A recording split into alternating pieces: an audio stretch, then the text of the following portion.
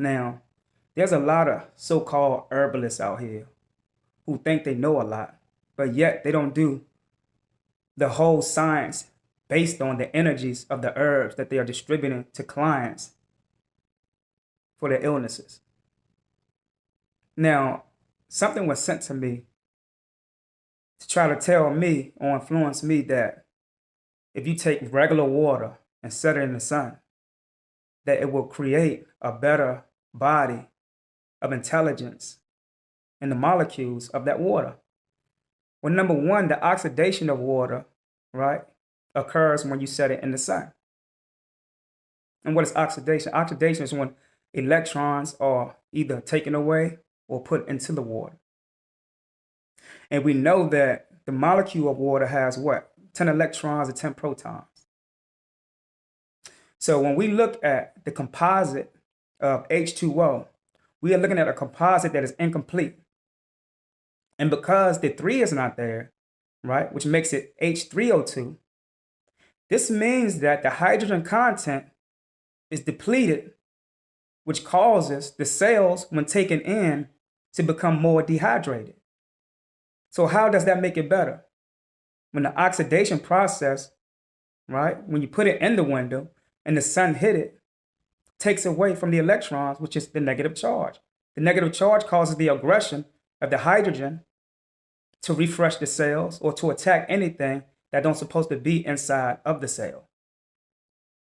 Now, unless so-called herbalists, you take a magnetic component, such as neodymium magnets or samarium cobalt magnets, and put it under that water, it will cause the electrons, which is being diffused, to become more aggressive.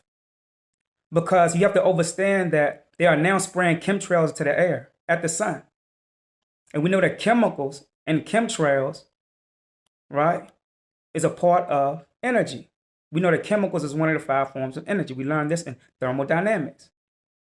So if this chemtrails is being sprayed at the sun and the sunlight is hitting your water, that means that the energy of the chemtrails is traveling through that light into your water, vibrating at a low frequency. So again, how is it causing or initiating a better body of water when you set it in the sun? See, you can't just, a lot of people watch Dr. Sebi and then put the work in and think that they're herbalists. You can't do that. I didn't want to go here, but you got a lot of so-called herbalists out here in the so-called conscious community who think they're herbalists because they watched Dr. Sebi, but they've never tested the vibrational effects of herbs when it comes to magnetism. They've never taken an herb and put it under an electron microscope to test out the vibrational frequency and the aggression of the herb that they're giving to people who is ill. And this is why these people are still sick. Because you can't just give a person an herb and they feel better. They have to take this herb at a specific time. Like for an example, when there are electrical storms, herbs are more aggressive.